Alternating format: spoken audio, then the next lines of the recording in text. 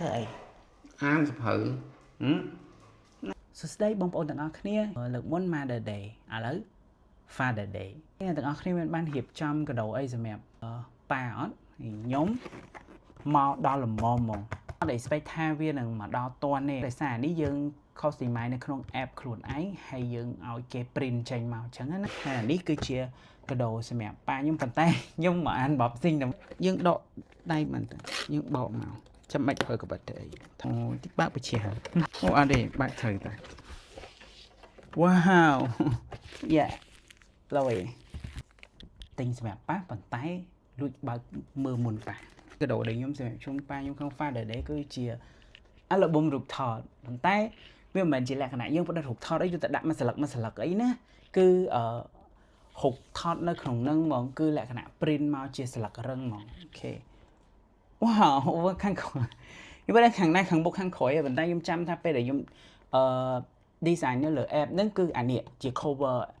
ហើយដល់ពេលអានេះវិញគឺជាកតុយចុងក្រោយឯងឃើញកតុយចុងក្រោយឯងរូបជាមួយលើឪពុកតែចង់ប្រាប់អ្នកទាំងអស់គ្នារូបទាំងអស់ហ្នឹងសិតតែខ្ញុំ live room ហើយមិនខ្ញុំដាក់ចូលក្នុង app ហ្នឹងពេលនោះដូចជា edit លឿនទេដោយសារ app ហ្នឹងវាមិនមែន app របស់ខ្មែរយើងវា app របស់ចិនដល់ពេលអញ្ចឹងទៅនៅពេលដែលយើងប្រើ IP វានៅស្រុកខ្មែរយើងទៅវាដើរ slow មែនតើអ្នកទាំងអស់គ្នាមិនមែនខ្ញុំឡើងអង្គុយរត់នៅក្បែរ Wi-Fi ហ្មងដុំ Wi-Fi ណាខ្ញុំទៅអង្គុយនឹងហ្មងគេមានជំរើស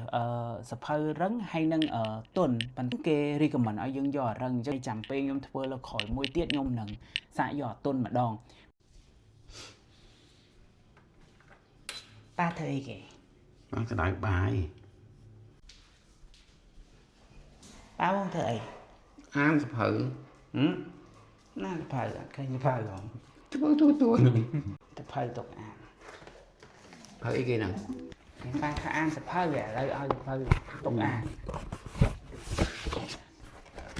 អូដូចណាស់vậy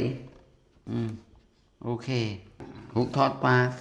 ច្រើនតាគេរូបប៉ាបាទអូខេបានហើយស្អាតហើយតាបាយបាយ